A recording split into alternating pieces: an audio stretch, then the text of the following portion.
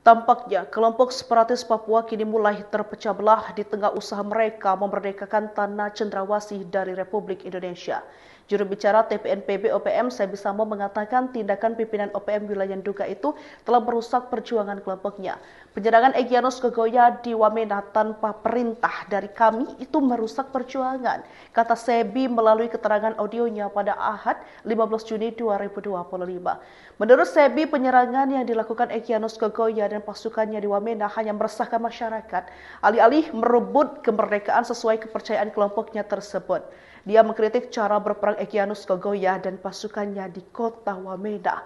Menurut dia, Panglima Kodam 3 Nduga Maderakma itu tak lebih dari sekedar kriminal. Sebi mendesak agar Egyanus Kogoya kembali ke Nduga dan mengklarifikasi kesalahannya.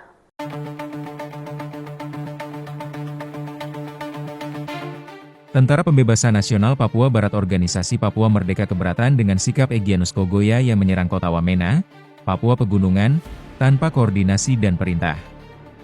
Juru bicara TPNPB OPM Sebi Sambo mengatakan tindakan pimpinan OPM wilayah Nduga itu telah merusak perjuangan kelompoknya. Penyerangan Egyanus Kogoya di Wamena tanpa perintah dari kami itu merusak perjuangan, kata Sebi melalui keterangan audionya, pada Ahad, 15 Juni 2025. Menurut Sebi, penyerangan yang dilakukan Egyanus Kogoya dan pasukannya di Wamena hanya meresahkan masyarakat, alih-alih untuk merebut kemerdekaan sesuai kepercayaan kelompoknya tersebut. Perjuangan itu dikendalikan dengan taktik, strategi untuk merebut kemerdekaan, ucapnya. Dia mengkritik cara berperang Egyanus Kogoya dan pasukannya di kota Wamena.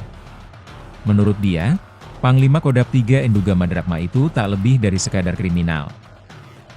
Belum saatnya untuk perang di Wamena, tunggu agenda revolusi total TPNPB OPM, ujarnya. Sebi mendesak agar Egyanus Kogoya kembali ke Nduga dan mengklarifikasi kesalahannya. Egyanus Kogoya dinilai bersalah lantaran membebaskan pilot Susi Air Philip Mark Mertens kepada pemerintah Indonesia.